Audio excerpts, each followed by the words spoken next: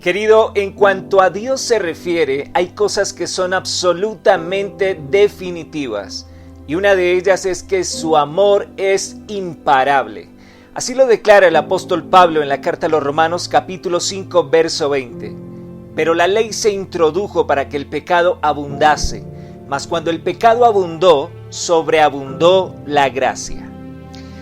Verás, cuando un alto ejecutivo es acusado de corrupción o un ministro de iglesia es atrapado en el acto mismo del adulterio, es probable que escuches la frase cayó de la gracia, refiriéndose a estas personas.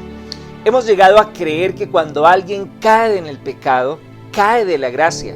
Pero Dios quiere que sepamos que cuando alguien cae en pecado, no cae de la gracia. En realidad, cae en o dentro de la gracia. Gracias a Dios, su gracia está allí para poner a la persona de pie nuevamente.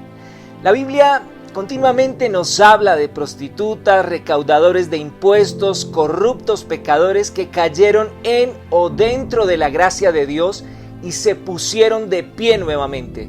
Si el pecado en sus vidas hubiera podido detener la gracia de Dios, ellos nunca habrían podido recibir su gracia de sanidad para ayudar y poder vivir correctamente.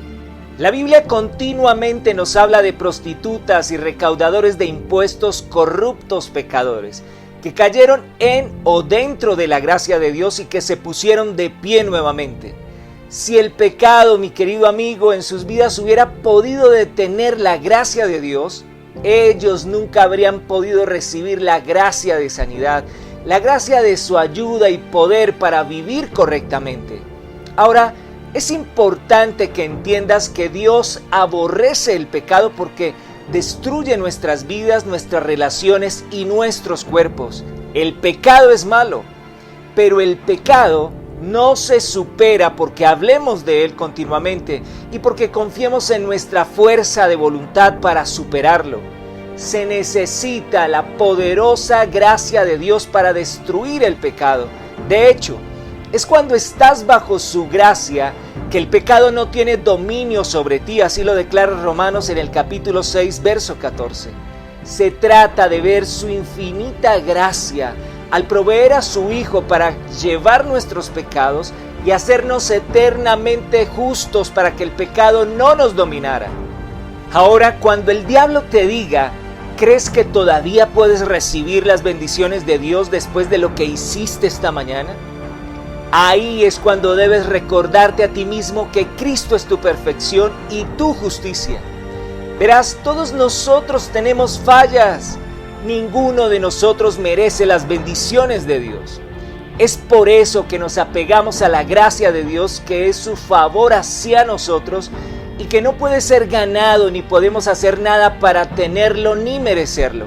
El pecado no detiene y no puede detener la gracia de Dios. Si su gracia pudiera ser cortada por el pecado, Jesús nunca hubiera venido a salvarnos porque todos nosotros éramos terriblemente pecadores.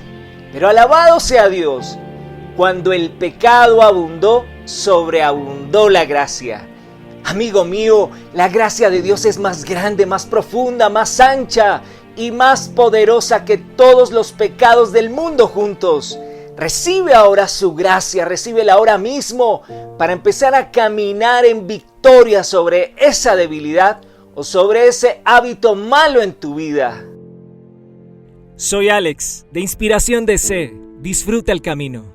Y estoy convencido que esta inspiración llega hoy a ti como una respuesta a tu necesidad. Porque Dios quiere verte florecer para hacer florecer el mundo. Unidos somos más.